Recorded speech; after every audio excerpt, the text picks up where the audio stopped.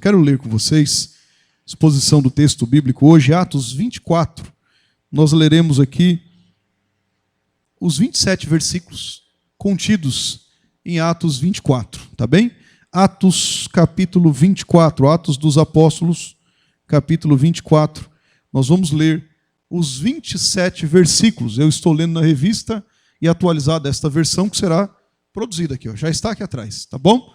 Para que a leitura ela não fique maçante, mas é necessária por conta de ser uma cena única, não é? Atos 24. Ao momento que eu parar de ler, vocês continuam. Então, uníssono, ok? Assim, então, leiamos todos juntos. Vou ler. Quando eu parar, vocês continuam lendo. Atos 24, na versão revista e atualizada que eu estou lendo aqui, diz assim, a partir do verso 1. 5 dias depois, desceu o sumo sacerdote Ananias com alguns anciãos e com um certo orador chamado Tértulo, os quais apresentaram ao governador Líbelo. Deixa eu só fazer aqui uma pausa, não é? Talvez o Alexandre conheça bem disso. Isso daqui é uma acusação formal. Isso que eu acabei de citar a vocês. É uma acusação formal. É uma exposição articulada contra um réu. Tá certo? É um escrito acusatório. Então, o que eles fizeram? Eles apresentaram ao governador uma acusação formal, um escrito, tá certo? De acusação. Vamos então ao verso 2, diz assim: sendo esse chamado, falando de Paulo, né? Passou Tértulo a acusá-lo, dizendo: excelentíssimo Félix, tendo nós, por teu intermédio, gozado de paz perene, e também por teu providente cuidado, se terem feito notáveis reformas em benefício desse povo, sempre e por toda parte isso reconhecemos, com toda a gratidão. Entretanto, para não te deter por longo período, rogo-te que, de conformidade com a tua clemência, nos atendas por pouco, porque, tendo nós verificado que este homem é uma peste e promove sedições entre os judeus, esparsos por todo o mundo, sendo também o principal agitador da seita dos nazarenos, o qual também tentou profanar o templo. Nós o prendemos com o intuito de julgá-lo segundo a nossa lei. Verso 7. Mas, sobrevindo, o comandante Lísias o arrebatou das nossas mãos com grande violência, ordenando que os seus acusadores viessem à sua presença.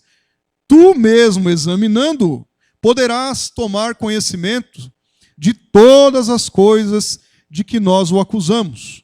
Os judeus também concordaram na acusação, afirmando que todas essas coisas eram assim. Paulo, tendo-lhe o governador feito sinal que falasse, respondeu: sabendo que há muitos anos é juiz dessa nação, sinto-me à vontade para me defender.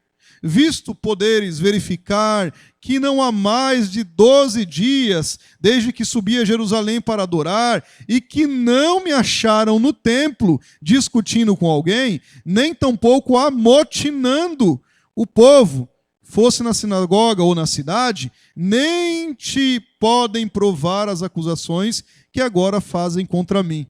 Porém, confesso-te que segundo o caminho e que chamam seita, assim eu sirvo ao Deus de nossos pais, acreditando em todas as coisas que estejam de acordo com a lei e nos escritos dos profetas. Vamos ler juntos, verso 15, então?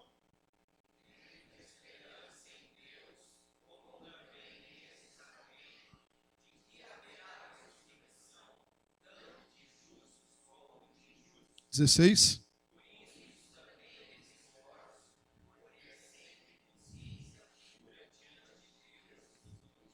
Depois de anos, vim trazer esmolas à minha nação e também oferendas.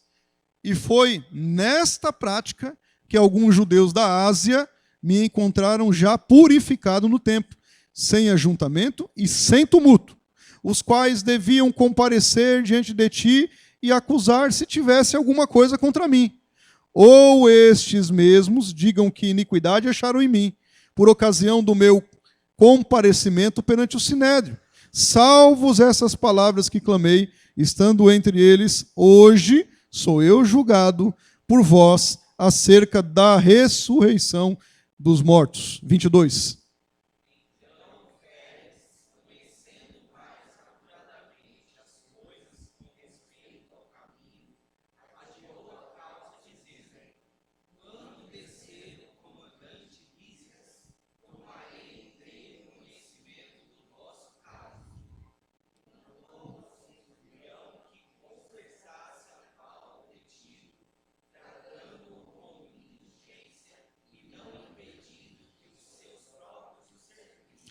Olha agora, passado alguns dias, vindo Félix com Drusila, sua mulher, que era judia, mandou chamar Paulo e passou a ouvi-lo a respeito da fé em Cristo Jesus. Dissertando ele acerca da justiça, do domínio, do juízo próprio, do domínio próprio e do juízo vindouro, ficou Félix amedrontado e disse: por agora pode retirar-te, e quando eu tiver vagar, chamar-te-ei, esperando também ao mesmo tempo que Paulo lhe desse, veja bem, que Paulo lhe desse dinheiro, pelo que, chamando-o mais frequentemente, conversava com ele. 2 anos mais tarde, Félix teve por sucessor Pórcio Festo, e querendo Félix assegurar o apoio dos judeus, manteve Paulo encarcerado. Amém?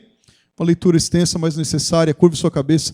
Vamos orar a Deus. Pai querido, Deus eterno, mais uma vez, Senhor, nós estamos aqui diante da Tua presença, debaixo da Tua graça, e oramos agora, Senhor, para que fale conosco. Nós viemos aqui para isso, para ouvir a Tua voz, que nós venhamos diminuir e que o Senhor venha crescer e que em todo tempo nós possamos avançar em conformidade com a Tua palavra. Fala conosco, Senhor, nesse momento. Os teus servos se deslocaram até aqui. Outras pessoas acompanharão essa pregação gravada. Que esta pregação, Senhor, não por mim, mas pela Tua palavra, possa causar o bom efeito, Senhor, pela qual foi enviada. Esse é o desejo do nosso coração. Continua aqui conosco, que nós possamos, Pai, entender claramente a Tua palavra através da iluminação do Teu Espírito Santo nas nossas mentes. Clamamos, Pai, não no nosso nome nem no nosso mérito, mas no nome santo, precioso e bendito de Jesus. Amém. Graças a Deus. Meus irmãos, eu quero tratar com vocês aqui a respeito do tema confiando em Deus em todas as situações. Esse texto, como eu disse a vocês, uma leitura um tanto quanto extensa, mas totalmente necessária. E por que isso?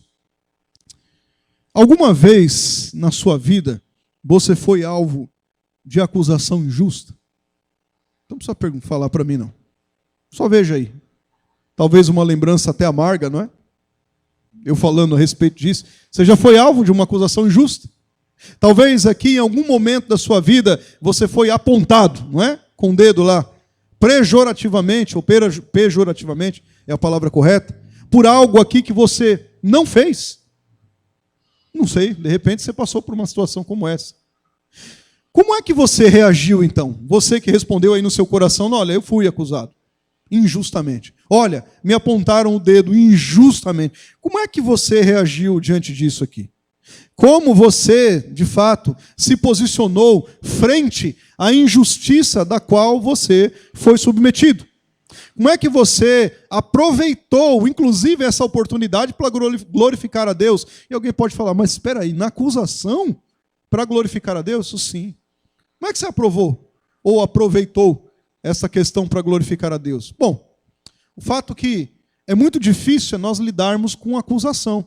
Ninguém gosta de dar pulo de alegria quando é acusado, não é? E aqui eu não estou nem falando no mérito do que é certo ou do que é errado, nem entramos nessa questão ainda. Mas o fato é que é muito difícil para o ser humano lidar com acusações, principalmente acusações que não têm fundamento verdadeiro. Aí é que o negócio fica ruim mesmo, não é? Acusações que não têm fundamento nenhum. O ser humano não consegue lidar com isso. É algo que é dilacerador à alma, lidar com acusações injustas. Se você foi alvo em algum momento da sua vida disso, você sabe bem, não é? Mas além disso, uma acusação por si só, ela é extremamente difícil de lidar. Por si só, eu não estou nem falando da questão injusta, porque às vezes a acusação ela é justa, ok? Às vezes há ponto, né? Há lampejos aqui de sensatez. Sim, mas mesmo com uma acusação justa, da qual as pessoas são submetidas, o ser humano ele fica muito atônito nessa questão e não quer ser acusado. Sempre procura ali uma resposta, alguma coisa, né? O ser humano aqui tem uma imensa dificuldade em reconhecer o erro. Veja bem.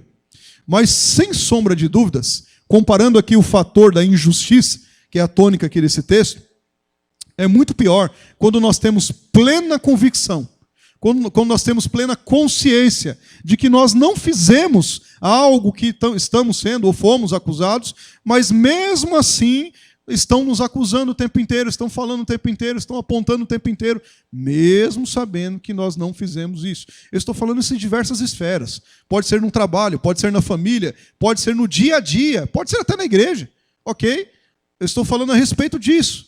Manter diante de uma situação dessa o autocontrole, manter diante de uma situação dessa o domínio próprio, manter diante de uma situação dessa a paciência, como diriam alguns, né? Segurar as estribeiras, já ouviu esse termo aí? Segurar as estribeiras diante de uma situação de acusação desonesta é algo extremamente difícil. Ou não? Certamente.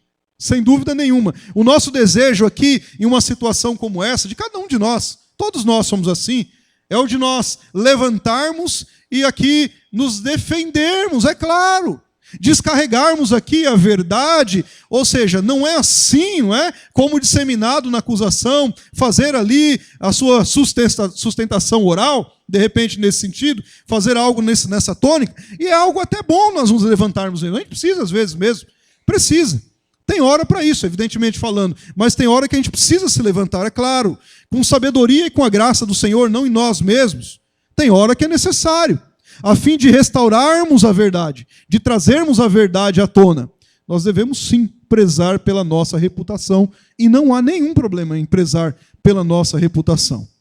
Agora, a grande questão é que diante aqui das acusações infundadas, nem sempre, preste bem atenção, nem sempre nós temos tal oportunidade de nos levantarmos para uma defesa justa. Nem sempre. Nem sempre isso acontece. Não dá tempo.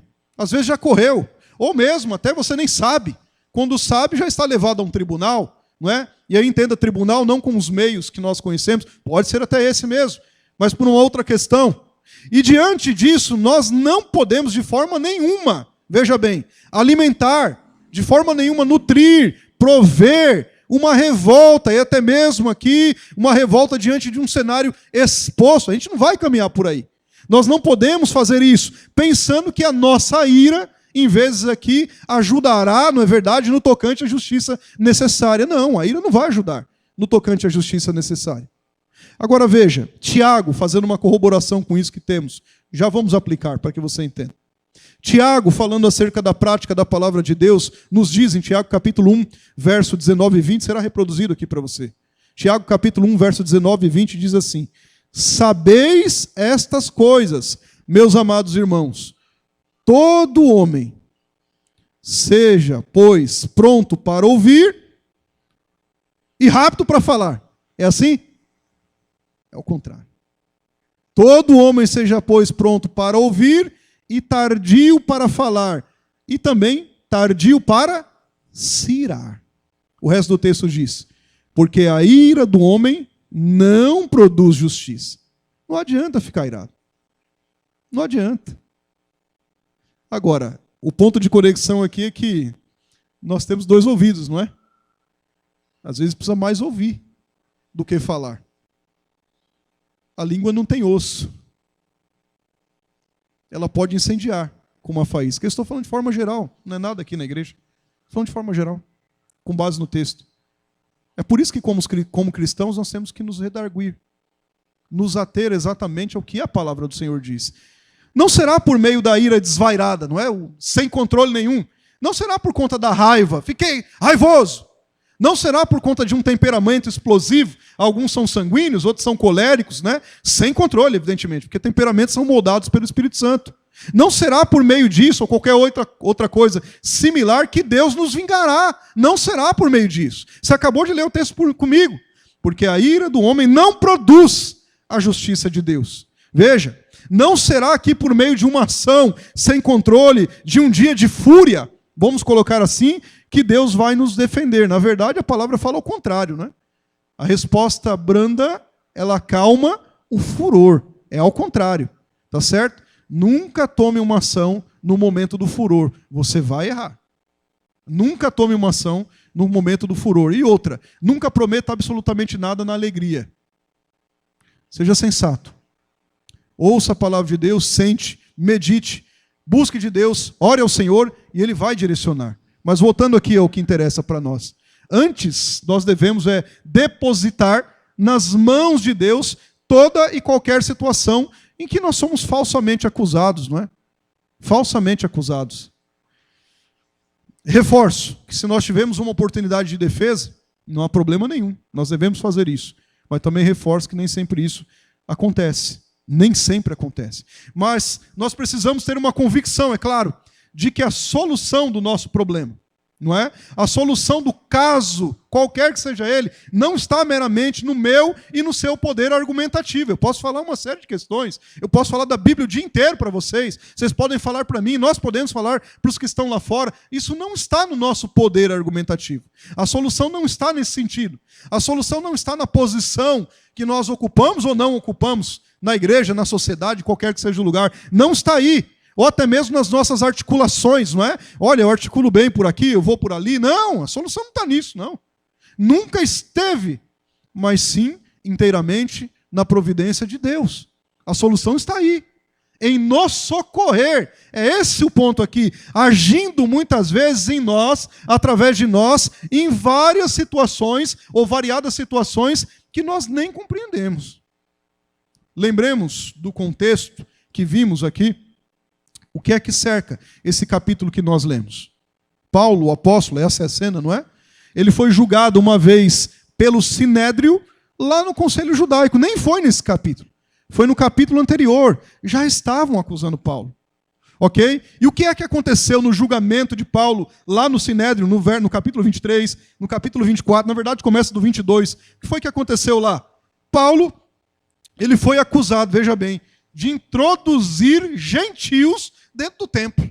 Olha a acusação que os judeus fizeram contra Paulo. Não somente isso, o Sinédrio ele ficou dividido entre fariseus e saduceus que queriam condenar Paulo. Não é? Claro, Deus usando o próprio Paulo na sua própria defesa, no primeiro julgamento entre os judeus, os saduceus e os fariseus ficaram divididos. Nem eles sabiam por que de fato estavam acusando Paulo. Eles queriam somente acusar. Eles não queriam saber o que estavam fazendo, eles só queriam acusar. Ok? Mas Paulo provocou uma discussão aqui entre os dois grupos, afirmando que ele também era fariseu no passado. Ele diz isso. Se você ler a partir do capítulo 22, ele era fariseu que estava sendo julgado por causa da esperança da ressurreição. Por que ele estava dizendo isso? Os saduceus, eles são existencialistas. Eles não acreditam em vida após morte, não acreditam em ressurreição. Paulo, sendo fariseu, ele provocou essa discussão e, claro, com a sabedoria divina, evidentemente, usando o próprio Paulo, ele não foi ali espancado, até mesmo preso, não é? É aí, então, que um tribuno, Lísias, como nós lemos aqui no texto, pega Paulo com violência, tira daquele meio, para que Paulo não fosse espancado, para que Paulo não fosse morto, sem ter uma acusação nenhuma contra ele. Ele não fez nada daquilo. Mas queriam crucificar Paulo, entenda? Tá certo? Lísias o tira para fora da cidadela, com medo de que Paulo fosse ferido. Paulo, então, aqui é o ponto, teve uma visão e foi reconfortado com a previsão de que daria o seu testemunho em Roma. Não acabaria ali a história de Paulo. O próprio Senhor, diante daquele cenário calamitoso, ele foi a Paulo, em visão a Paulo, e disse: Paulo, não, você ainda vai a Roma, você vai dar testemunho lá em Roma. Fique tranquilo. As acusações virão mesmo. Tá certo? Não acabou aqui. Tem coisas para frente. O Senhor fez isso com Paulo. Assim como fez em Jerusalém. Então, após isso, Paulo é enviado a Cesareia. Aí começa o capítulo que nós lemos aqui. Capítulo 24 de Atos. Nós somos conduzidos a um episódio crucial da jornada da igreja primitiva. Não foi só de Paulo, não. Da igreja primitiva. O apóstolo Paulo aqui, ele é levado de novo. Aqui já estão tentando julgar ele, desde o 22. Ele é levado agora para Cesareia. Tá certo? Ele é levado para um julgamento perante Félix. Um homem aqui, um governador romano lá da Judéia, que tinha autoridade e influência significativa. Se você estudar a respeito de Félix, você vai saber disso. Paulo aqui ele é acusado pelo sumo sacerdote, chamado Ananias, e por um grupo aqui de judeus, que nada mais, nada menos afirmavam que Paulo estava criando problemas. Paulo estava pregando o evangelho, percebe ou não? Mas na cabeça de muitas pessoas, Paulo está criando problema, pregando o evangelho. Paulo estava pregando o evangelho, acusaram Paulo de criar problemas entre o povo e ainda que Paulo estava ensinando heresias. Olha do que ele estava sendo acusado aqui, preste bem atenção. Paulo se defende proclamando a sua inocência perante Félix e explicando as suas crenças em Jesus Cristo. Nesse capítulo aqui, nós vemos que isso durou 2 anos. Você leu 27 versículos comigo, que foram 2 anos de acusação. 2 anos que as pessoas apontaram o dedo contra Paulo. 2 anos que Paulo foi aqui subjugado, preso, encarcerado, sem fazer nada. 2 anos. Foram 27 versos, talvez demorado para nós num culto, uma leitura de 3 minutos, mas eu tenho certeza que para o Paulo foi muito mais. 2 anos falsamente acusado. 2 anos sendo interrogado, toda hora ia lá sendo interrogado por Félix. Importante nós lembrarmos no contexto histórico que Félix, que era esse governador, ao mesmo tempo juiz ali, ele não era honesto. Ele não era honesto. Ele julgava muitas vezes com base no acharco. Sabe o que é isso? Com base no suborno. Ele fazia isso, o Félix. E Paulo estava perante esta pessoa, levado por irmãos dele, judeus. Preste bem atenção. Durante o julgamento, Paulo argumenta que está sendo acusado sem provas. E que os seus ensinamentos são baseados nas escrituras judaicas. Não tem prova nenhuma. Ele também aqui fala sobre a esperança da ressurreição, o que o leva a um acalorado debate, claro. Já agora aqui, com Félix, não é mais lá entre os fariseus. É que os fariseus e os saduceus iam seguindo Paulo de longe. Olha lá, ele vai se arrebentar agora. É assim. Olha lá. Aí eles iam seguindo de longe.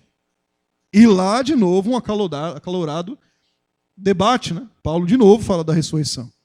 Então, apesar dos esforços dos acusadores, apesar dos apesares, Félix, então, considera Paulo, não considera, aliás, culpado. Não considera o Paulo culpado. Pelo contrário, em vez disso, ele o mantém na prisão domiciliar durante 2 anos. Ele está lá preso 2 anos. No geral, o capítulo, ele serve como um lembrete da importância de defender as nossas próprias crenças e confiar aqui na justiça de Deus, mesmo diante de oposição, mesmo diante de injustiça. E é sobre isso que nós vamos ver algumas lições a respeito de confiar no Senhor em todo o tempo. Você já sabe do contexto, você já sabe o que estava acontecendo. A leitura foi extensa, foi necessário uma explicação um pouco mais extensa. Mas, em primeiro lugar, uma lição que nós precisamos extrair daqui. Nós precisamos confiar em Deus, mesmo quando nós somos falsamente acusados, mesmo quando nós somos falsamente atacados, mesmo até quando nós nem sabemos que estamos sendo atacados, mas estamos, tá certo? Por que nós devemos confiar? Porque Deus não perdeu o controle da situação. Deus não perdeu. Se você quiser rabiscar na sua Bíblia, anotar no papel, os versos 1 a 9 nos mostram isso. É só ler. É que às vezes as pessoas não gostam de ler a Bíblia Sagrada. Elas não querem, elas preferem os seus achismos. Verso 1 a 9. Nós precisamos confiar no Senhor, mesmo quando nós estamos sendo acusados, atacados, porque Deus não perdeu o controle da história. Você acha mesmo que Ele perdeu o controle da história? Veja, que sofrimento os mensageiros do Evangelho devem esperar.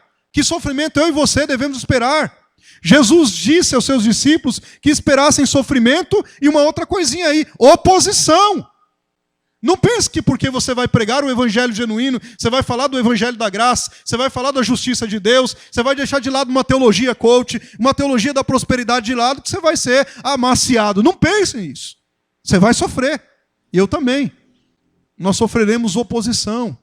Ai, não, mas isso aí tem que dar uma contornada. Não tem, não. Se é a Bíblia Sagrada que diz, nós devemos dizer o que a Bíblia Sagrada diz. Porque o problema das pessoas não está contra nós. Está contra Cristo. Contra Deus, foi Ele que revelou essa palavra. Nós teremos oposição. Não pense que não. Alguns desses discípulos perderiam, como perdem, a vida. Perdem a vida, porque estão proclamando o Evangelho. Alguns, como já estudamos aqui às quintas-feiras, são lançados em cadeia. São. Seguir Jesus não seria fácil. Ele não falou isso para nós. A proclamação aqui do Evangelho frequentemente vem acompanhado de perseguição e de oposição, ou não? Você pensa que não? Todo mundo aceita, não é, o Evangelho? Não.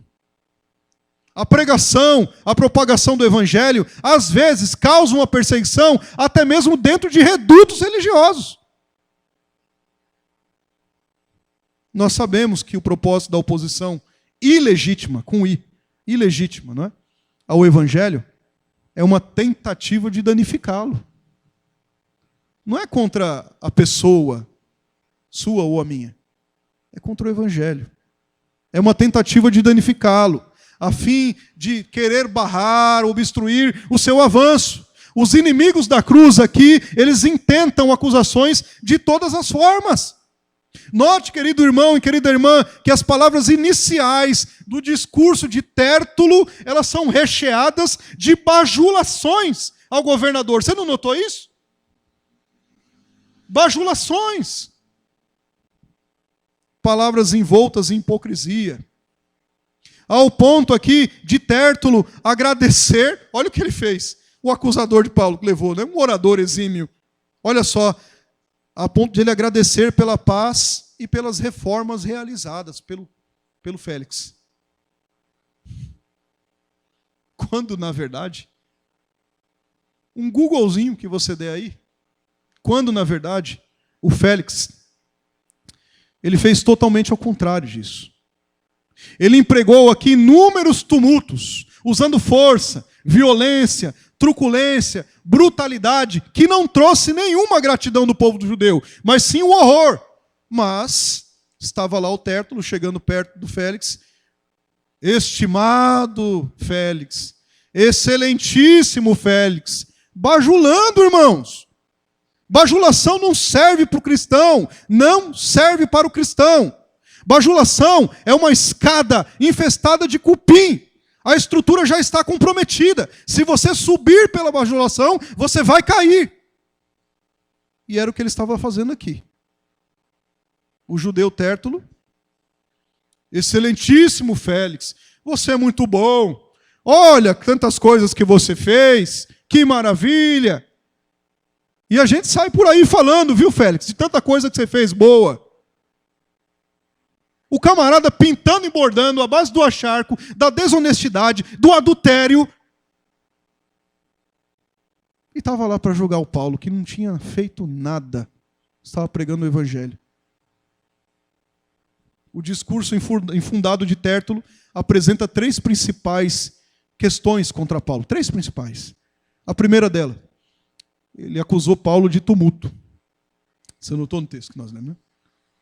Ele acusou Paulo de tumulto. A segunda delas, ele acusou Paulo de ser um promotor de seita. E ainda dá o nome da seita, a seita dos nazarenos, por conta de Jesus Nazareno. No mesmo discurso de Tértulo, bajulando aquele Félix, ele faz uma terceira acusação, que é uma acusação de sacrilégio. Ele faz isso. Paulo aqui, então, estava sendo acusado, primeiro, de estar contra a lei judaica. Ok? Segundo, de estar contra o templo. Terceiro, de estar contra Roma, contra César. Olha onde esse camarada bateu para acusar Paulo. Paulo não fez nada disso. Paulo sofreu uma acusação, primeiro, pessoal. Ele foi chamado de peste. Vocês viram no texto? Pessoal. Eles foram chamados de peste. É bom, não é? Sofrer uma acusação pessoal. O que vocês acham? Coisa boa? Cambalhota de alegria? Não? Mas ele também foi acusado de ser, ou na verdade sofreu uma acusação, além de pessoal, política. Porque ele foi acusado de ser promotor de sedições, divisões. Mas não só uma acusação política, uma acusação religiosa, pior ainda, porque ele é profanador do templo. Você percebeu onde foi o discurso do camarada? Ser acusado de ser uma peste aqui é tratar Paulo como uma pessoa que é infecciosa. Uma pessoa aqui que é contagiosa, que espalha coisas que colocam em risco a ordem pública. É uma acusação que traz a ideia aqui de contrariedade contra o Estado romano. Essa acusação pessoal.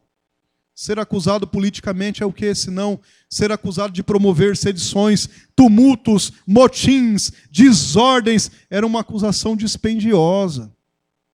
Dispendiosa. O que é dispendiosa? Muito grave.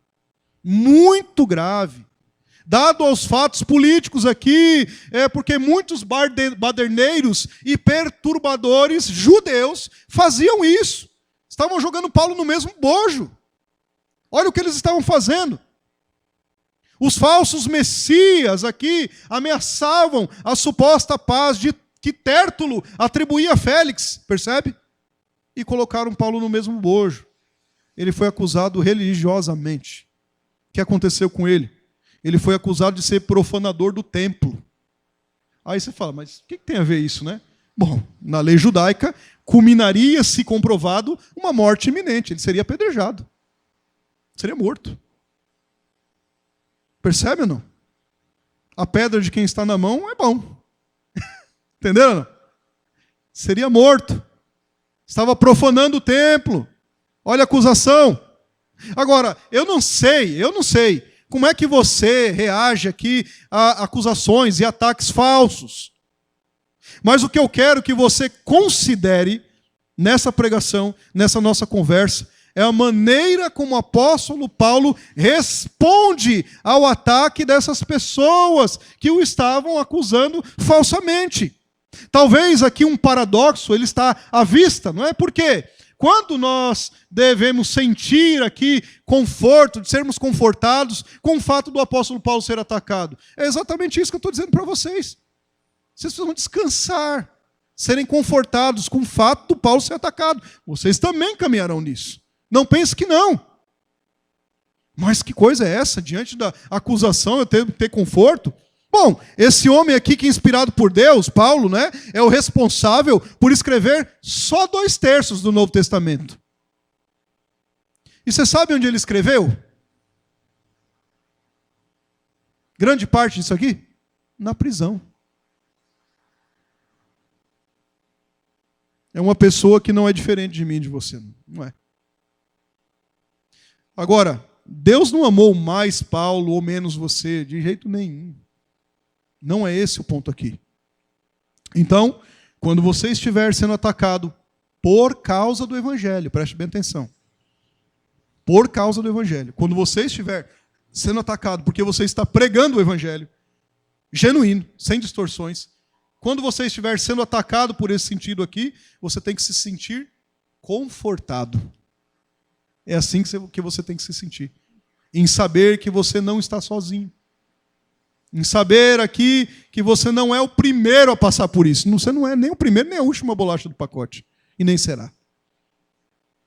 Como é que a gente sabe disso? Mateus capítulo 5, versos 11 e 12 diz assim: Bem-aventurados sois quando por minha causa vos injuriarem e vos perseguirem, e mentindo disserem todo mal contra vós. Mentindo disserem todo mal contra vós. Quando isso acontecer, olha o que a gente tem que fazer aí. Regozijai-vos e exultai, pulem de alegria, cambalhota de alegria. O caminho está certo quando acontecer isso. Porque é grande o vosso galardão nos céus, porque assim perseguiram os profetas que vieram antes de vós. Acusações falsas, elas podem ser profundamente dolorosas. Podem ser profundamente desafiadoras de navegar, não é? Ou de trilhar nos passos na esteira dos dias. Pode, especialmente aqui quando ameaçam a nossa integridade, quando ameaçam a nossa reputação. Sabemos aqui que a gravidade de tais situações, ou até mesmo turbulência emocional, pode ser assim, com muito ímpeto, com violência. Mas aqui Paulo está quietinho, vocês notaram ou não? Ó, como diz a turma aí, boca de siri. Ele não fala aqui, até o momento correto, adequado. Dos versos 1 a 9, Paulo está quieto. Ele está só vendo a situação, ele está vendo. Claro que ele está lá. Ele está sabendo da situação, lógico que ele está sabendo. Ele está ouvindo a situação, é lógico que ele está ouvindo. Mas ele está quieto. Porque o Senhor não perdeu o controle da situação. Paulo está quieto. A Bíblia oferece aqui sabedoria e orientação profunda de como é que nós devemos lidar com as acusações, os ataques falsos, enquanto manter a integridade. Primeiramente, vamos lá, é essencial reconhecer essas acusações falsas. Não é um fenômeno novo, não é algo novo que acontece, não. A gente precisa reconhecer isso. Ao longo da Bíblia Sagrada, nós vemos inúmeros casos em que indivíduos enfrentaram acusações falsas e calúnias. Inúmeros casos. Poderíamos citar vários aqui. Um dos exemplos aqui mais comoventes, talvez para você lembrar, é a história de José, ou não? Vocês não lembram de José do Egito? O que ele fez de errado? A história de José. Em Gênesis 39, José aqui, um homem de integridade, e era mesmo, ele é falsamente acusado pela esposa de Potifar. Está lembrado disso aí ou não? O que ela queria? Deite-se comigo. Não.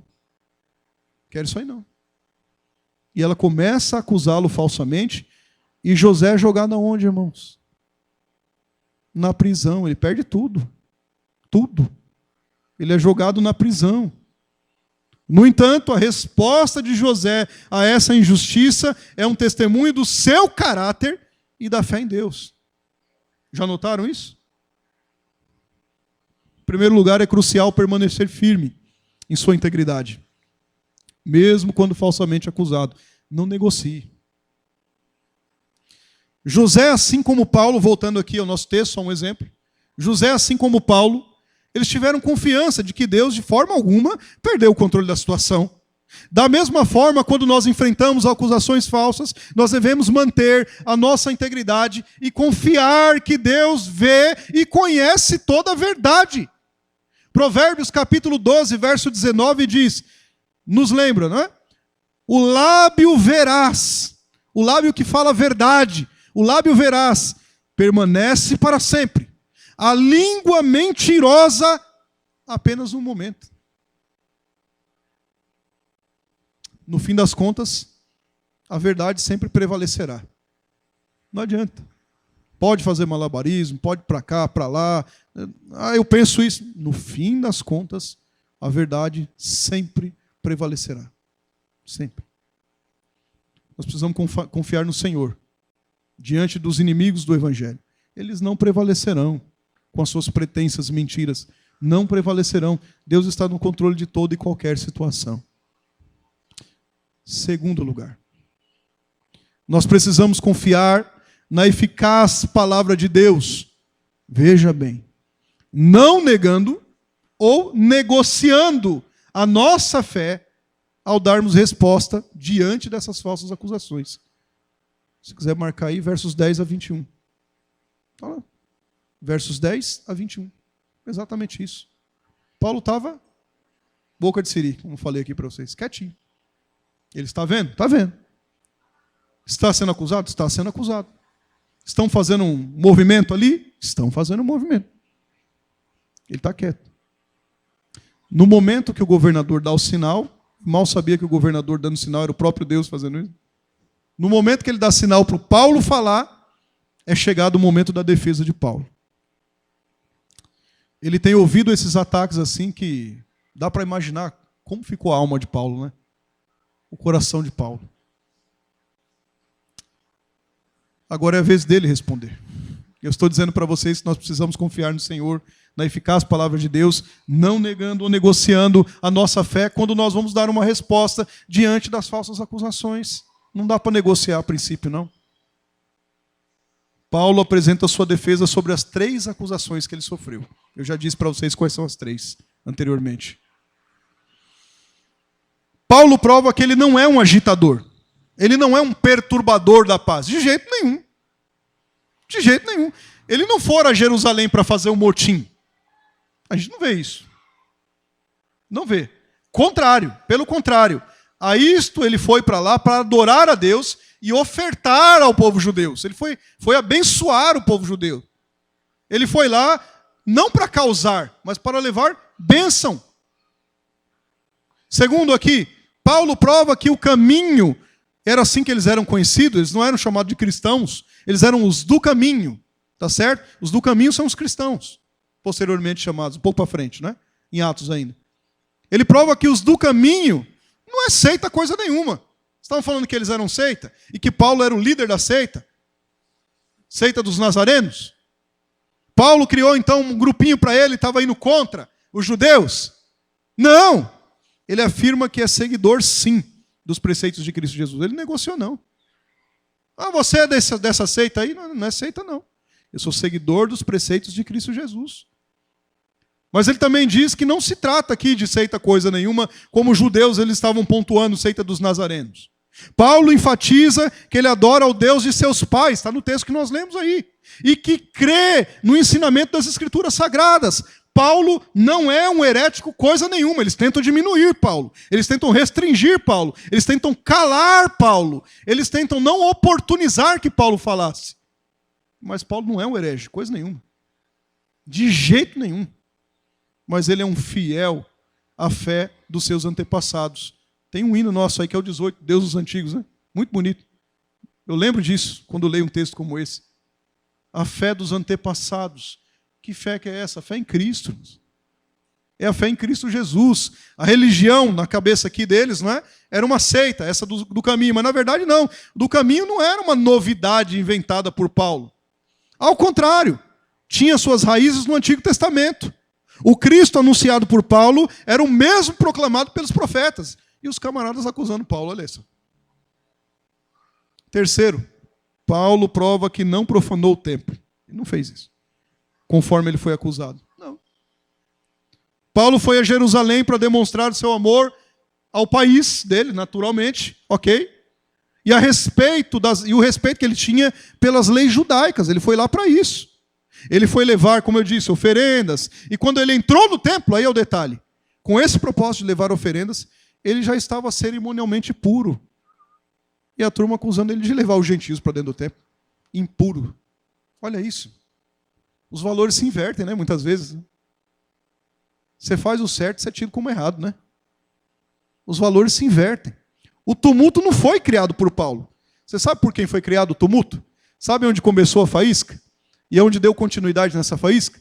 Por judeus fanáticos. Você não lê. Desafio você achar alguma coisa escrita assim, que foi Paulo. Do capítulo 22 até aqui, Paulo não fez nada. Foram judeus fanáticos, ou seja, quem profanou o templo foram seus acusadores, e não ele, Paulo.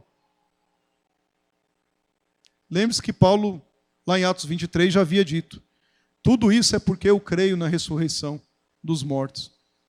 Paulo estava sendo acusado porque ele cria em Cristo. Que ele cria que um dia Cristo ressuscitaria as pessoas, falando do sentido escatológico. Os fariseus criam, né, na ressurreição e os saduceus não. Paulo, é claro, cria apenas não numa ressurreição geral, não é só os homens sendo ressuscitados. Não era sobre isso que ele estava falando. Mas de uma maneira mais específica, mais pessoal, ele estava apresentando a todos eles que ele acreditava, que ele cria na ressurreição de Cristo. Cristo não estava morto coisa nenhuma, não. Você percebe? Que ele não negocia nenhum princípio. O argumento dele é, eu não sou o culpado dessas falsas acusações, porque isso não tem sentido. Assim nós confiamos em Deus. Quando? Quando nós somos atacados. Nós confiamos em Deus ao darmos uma resposta, mas sem negociar princípio, irmão. Note aqui, meus irmãos e irmãs, que Paulo, ele confia, claramente você vê isso, na palavra do Senhor, no que o Senhor diz. A ponto, inclusive, de nós verificarmos na sua defesa que essa defesa não se limita apenas a negar as acusações. Paulo não fez uma defesa assim, não. Eu não fiz isso. Ele não se limita nisso, ok? Ele podia se limitar nisso, mas ele não se limita nisso. Mas ele também afirma a sua fé em Cristo Jesus e o seu compromisso com a verdade. Além de falar, eu não fiz isso, ele ainda fala, mas eu creio nisso. Ele fala isso. E Paulo sabia se iria sofrer algum prejuízo ou não? Você já parou para pensar nisso? Sei, ele ficou 2 anos preso, ele perdeu tudo que tinha. Ele não negociou princípios e valores preceituados na fé, ele não fez isso. Ele não abriu mão aqui da verdade, negando ou negociando aqui com um corrupto chamado Félix, em seu benefício. Ele não fez isso, porque Félix constantemente o chamava para dar, Paulo, traz aqui um dinheirinho que está tudo certo. Félix fazia isso. Félix negociava. Se você fizer isso aqui e não denunciar, não falar do evangelho, eu vou te deixar mais solto, deixar mais livre. Vai para lá com esse negócio. Nós não negociamos valores. Nós não negociamos princípios. O cristão genuíno, pelo menos, não. Paulo não fez isso. Do contrário, ele aproveitou a oportunidade para fazer o quê? Para testemunhar da eficácia da sua fé em Cristo Jesus. Fez ao contrário. Ok? Sua defesa não se limita a uma mera justificação de suas ações, mas também serve claramente como uma boa oportunidade para disseminar a sua fé com aqueles que estavam presentes, sem saber o que aconteceria com ele. Percebe ou não? Em tudo, Paulo teve uma postura, claro, respeitosa, uma postura firme durante a sua defesa. Ele fez isso. Não vemos aqui um Paulo abatido pelas acusações, melindroso, e agora, olha, ó céus, ó vida. Você não vê o Paulo falando isso daqui? Pelas pressões daquelas autoridades que estavam inquirindo Paulo, querendo levá-lo ao erro, à contradição, ou qualquer outra coisa. Você não vê isso. Mas sim aqui ele permanecendo fiel à sua missão. Qual era a missão de Paulo? Qual é a nossa missão? Ide por todo mundo e pregai o evangelho a toda criatura. Essa é a nossa missão. Essa era a missão de Paulo. Mesmo diante disso, meus irmãos, conosco não é nada diferente disso. No momento em que nós tivermos aqui oportunidade de responder às acusações, veja, se assim Deus permitir, ok? De responder às acusações, façamos com graça, façamos com firmeza, mantendo a nossa integridade e a nossa fé intactas. É assim, disposto, inclusive, a sofrer danos, a sofrer prejuízos por isto. Mas a gente não negocia valores e princípios cristãos. Goste quem gostar, doa quem doer, seja quem quer que seja, nós não negociamos. Não sejamos nós aqui politicamente corretos, tapinha nas costas para ser bem aceito. Trocando nossos princípios e valores cristãos para nós sermos aceitos em troca de obtermos algum benefíciozinho ou outro, um statusinho ou outro. Sai daí com esse negócio, irmão. Isso não é bíblico. Isso não é ponto para cristão, não. A depender de com quem nós estamos ou qual cenário estamos, agimos de uma forma. Se estamos em outro cenário, agimos de outra forma. Não. Paulo era Paulo, perto e longe do Félix. Na acusação e fora da acusação. Que possamos responder a quem pedir razão da nossa fé, com poder e com graça de Deus. Como? Sempre respeitosamente, é claro, mas com poder e com graça de Deus. Pedro parece que já sabia um pouco do que Paulo estava passando, mesmo tendo diferença em datas de escrita da carta, né? Primeira epístola de Pedro, capítulo 3, verso 15 e 16. Pedro já sabia também disso. Isso não é algo novo. O cristão deveria saber disso. Diz assim, 1 de Pedro 3, 15 e 16. Antes, santificai a Cristo como Senhor em vosso coração, estando sempre preparados, para responder a todo aquele que vos pedir razão da esperança que há em vós, fazendo-o, todavia, com mansidão e temor, com boa consciência, de modo que, naquilo que falam contra vós outros, fiquem eles envergonhados, os que difamam o vosso bom procedimento em Cristo. Com poder e graça nós falamos da palavra. É a palavra do Senhor. Goste quem gostar, doa quem doer. Nós precisamos confiar na eficácia da palavra de Deus, não negando ou negociando a nossa fé, não é? Ao darmos uma resposta diante das acusações. Terceiro e último, nós precisamos confiar na soberania de Deus.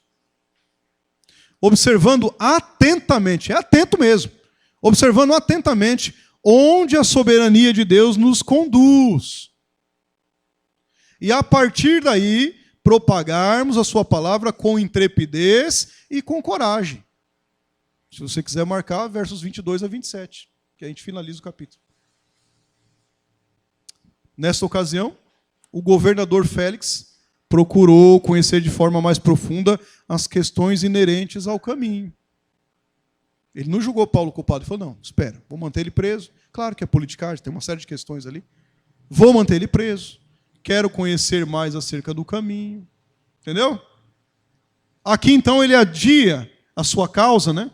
Conservando Paulo no pretório, tá certo? Ele chama lá, detido no pretório, ele chama lá um oficial e fala, ó, trata ele bem, a coisa toda, prisão domiciliar, a ponto do apóstolo Paulo ser servido pelos seus amigos e irmãos na fé. Isso foi uma benção. Usou até mesmo os ímpios para isso. Percebe? O Senhor. Soberania. Paulo ficou em uma espécie de prisão domiciliar.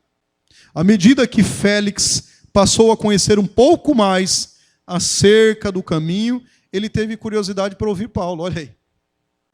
Você lembra do começo lá? Na visão? Ô Paulo, fica tranquilo. Você vai dar testemunho lá em Roma ainda. Calma. Não acabou. Aí lá vai o Félix querendo saber um pouco mais acerca do caminho. E desta vez, Félix não estava sozinho. Ele trouxe com ele a sua mulher chamada Drúzila. Você viu no texto junto comigo aí. Tá? Aqui então, Félix manda chamar Paulo para ouvi-lo a respeito da fé em Cristo. Deixa eu só fazer uma nota para vocês aqui, que é interessante isso. Ponto histórico. Drúzila, ela era filha de Herodes Agripa I. Herodes nós temos vários na Bíblia Sagrada. Herodes o Grande, Herodes Agripa I, segundo, Herodes Filipe, Herodes isso, Herodes aquilo. Alguns deles parentes, outros não. Ok? Drúzila era filha de Herodes Agripa I. Olha quem era o Herodes Agripa I. Só aquele que matou Tiago, irmão de João. Só isso aí. Coisa pouca. Drúzila era filha desse camarada, do Herodes Agripa I. Okay? Casado com Félix e agora estava ouvindo Paulo. Veja bem. Ela também era irmã de Herodes Agripa II. Tá certo? Ou pelo menos meia-irmã. Né? E também ela era bisneta de Herodes o Grande. Herodes o Grande foi aquele que mandou matar todos os meninos de 2 anos para baixo, não é? Lá em Belém, em Redondezas, para que você relembre. Bênção de Deus essa família aí, ou não? O que você acha? Hã? Maravilha? Paulo estava diante desses. Estava diante desses. Que bênção, não? O primeiro casamento de Drúzila, para vocês terem uma ideia, foi com Antíoco Epifanes, com ponto histórico, né? Que não se estabeleceu, né? Na verdade, noivado, não foi nem não se estabeleceu na continuidade porque o Antíoco ele não quis aderir ao judaísmo, ela era uma judia. Ok? Drúzila, então, casou-se com o rei Azizo, lá de Emessa, na Síria, com S. Essa Síria mesmo, vocês estão vendo aí. Casou com o rei Azizo. Mas Félix, olha como Félix era gente boa. Contei ironia, claro. O Félix aqui, que no começo da vida ele era um escravo, ele foi beneficiado pelo irmão dele até chegar a esta posição, e estava julgando Paulo agora e ouvindo Paulo. O Félix, com o auxílio de um mago, ele seduziu a Drúzila e persuadiu a Drúzila a deixar o marido dela e se unir a ele. Além disso, ele era violento, esse camarada era violento, esse Félix aqui. Além de violento, ganancioso. Além de ganancioso, mentiroso. Além de mentiroso, corrupto. Além de corrupto, um homem adúltero. E agora eles estavam ali querendo ouvir Paulo. E eu estou dizendo para vocês que nós devemos entender e confiar na soberania de Deus, observarmos atentamente onde é que Ele está nos levando, onde é que está indo exatamente, onde nos conduz, para a partir daí, veja bem, a partir daí, propagarmos a sua palavra com intrepidez e com coragem. Veja só o que acontece aqui. Foi nesse cenário, exatamente nesse ambiente, que debaixo da soberania de Deus, não estava nada fora da soberania de Deus. Debaixo da soberania de Deus, Paulo, embora respeitoso, ele não foi conveniente com os pecados. Porque às vezes as pessoas querem que a gente amacie egos. As pessoas querem que a gente seja conveniente com os pecados delas, não é? Tem pessoas que são assim. Gabinete pastoral é o que não falta, né, amor? Estão vendo por aí, ela sabe o que eu estou falando. As pessoas querem que a gente seja conveniente com os pecados delas. Passa a mão, alisa, coloca o pecado de estimação numa coleira, dá ração para o pecado, dá água para o pecado. Claro que estou fazendo uma metáfora, vocês estão entendendo?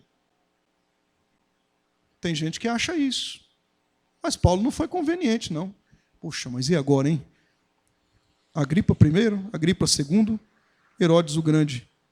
Fez a conta aqui, é melhor dar uma negociadinha aqui, não é? Para não ser morto. Você acha que Paulo fez isso? Ele não fez isso. Pelo contrário. Olha o que ele fez. Embora respeitoso, ele não foi conveniente com os pecados praticados por Félix e Drusila. Com intrepidez, com coragem, Paulo pregou. Aí, vamos lá. O que vocês acham que Paulo pregou lá?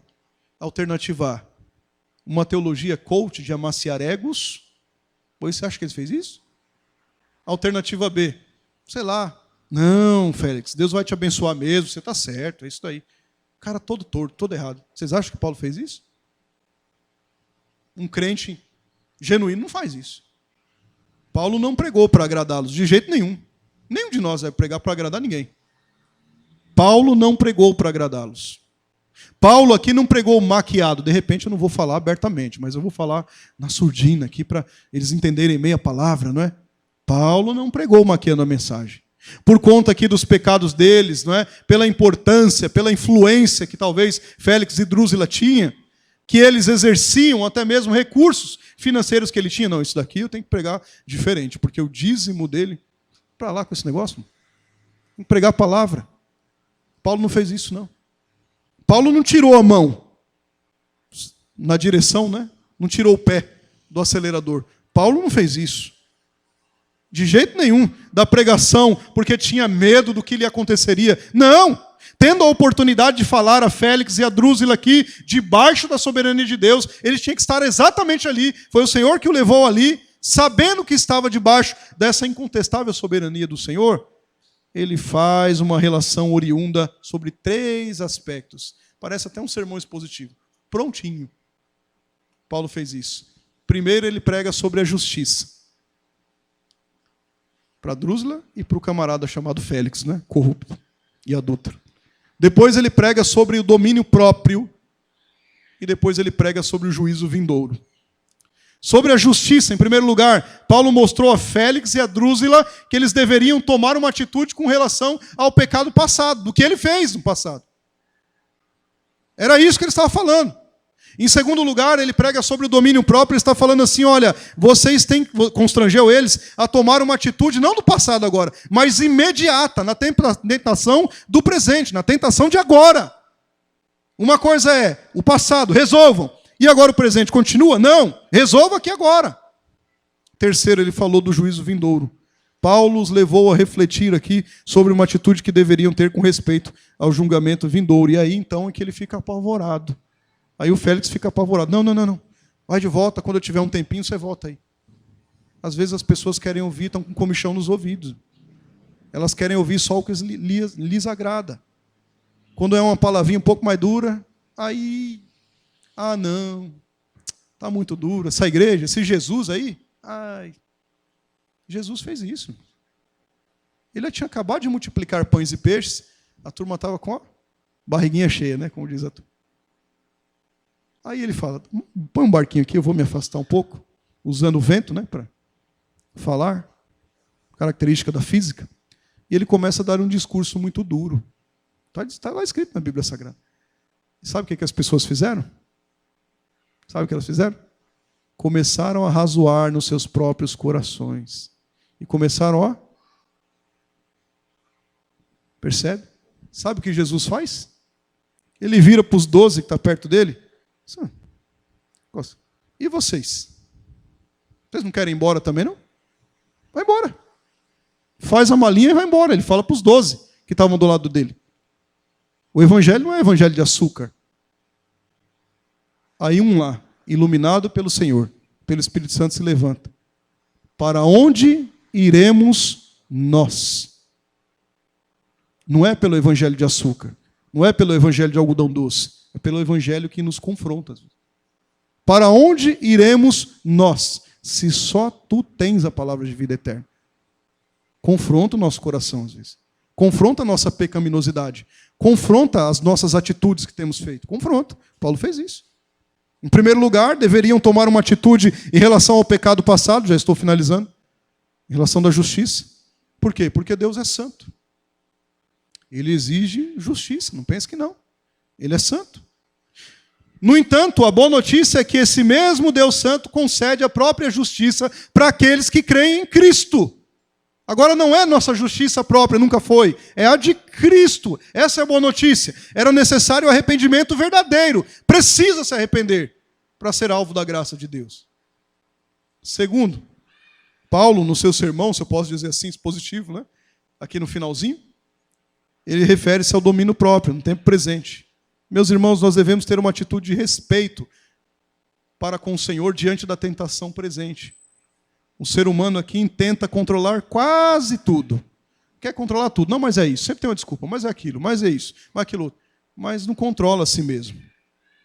O ser humano não controla a si mesmo. Não controla a si mesmo. Nós vemos aqui em Félix e em Drúzila exemplos perfeitos da falta de domínio próprio. Vemos? Vemos. Ela se divorciou do marido. Foi isso? Para se tornar a terceira esposa de Félix. Vocês acham que isso é domínio próprio ou falta de domínio próprio? E apesar de ser judia, ela era judia, ela vivia como se Deus nunca tivesse dado os 10 mandamentos. Porque ela pintava e bordava. Essa era a Drúzila. Só a Drúzila? Não. O Félix era um oficial inescrupuloso, que não hesitava em mentir, que não hesitava em mandar matar, ele fazia isso. A fim de quê? A fim de conseguir se livrar dos seus inimigos para se promover. Domínio próprio aqui era algo que ambos desconheciam. Acho que você há de convir comigo. Terceiro, Paulo aqui ele é decisivo para falar do juízo vindouro. Nós devemos ter uma atitude com respeito ao julgamento futuro. Talvez Paulo tenha dito a Félix e a Drúzila aqui o mesmo que disse aos filósofos gregos. Talvez tenha sido dito isso. Atos 17, né? Verso 31, ele diz: Deus estabeleceu um dia em que há de julgar o mundo com justiça pelo Senhor Jesus Cristo. Não se engane, não.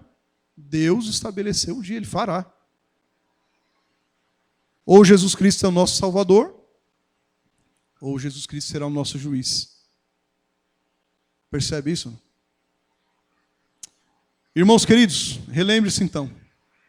Nós precisamos confiar em Deus, mesmo quando somos falsamente acusados, falsamente atacados aqui, sem sentido nenhum, pois Ele não perdeu o controle da situação. Segundo, confiar em todo tempo é confiar em Deus, não negando a sua palavra, não negociando princípios, não negociando valores, e estando com muita graça, com muita sabedoria diante de Deus, a dar razão da fé que temos em nós diante da falsa acusação. Não é só se proteger, é falar, é isso e eu creio mesmo em Cristo, é isso aqui mesmo. Mesmo que nosso pescoço esteja na degola. Terceiro e último lugar, confiar em todo o tempo é confiar na soberania de Deus. Claro. Observarmos atentamente onde é que ela nos levou. Tem lugar que a gente nem sabe por que chegou lá. Às vezes mesmo pela acusação. Às vezes mesmo pela questão insensata. Às vezes mesmo pela prisão. Foi Deus que nos levou, nos conduziu para lá e alguma lição Ele tem. Ou Ele vai nos usar, ou Ele vai nos dar alguma lição para que cresçamos na fé. E a partir de então nós precisamos aproveitar isso, a situação. E com intrepidez e com coragem pregar a palavra de Deus. Que nós apliquemos no nosso coração exatamente isso. Não há outra coisa, não há outro ponto diferente disso. Foi aberto aqui com um texto, foi Romanos capítulo 8, verso 33 e 34. Quem tentará acusações contra os eleitos de Deus? É uma pergunta. Irmãos, está no texto lá. É Deus quem os justifica. Quem os condenará? É Cristo Jesus quem morreu, ou antes, quem ressuscitou. É Ele que fez isso. Ou antes, quem ressuscitou, o qual está à direita de Deus e também intercede por nós.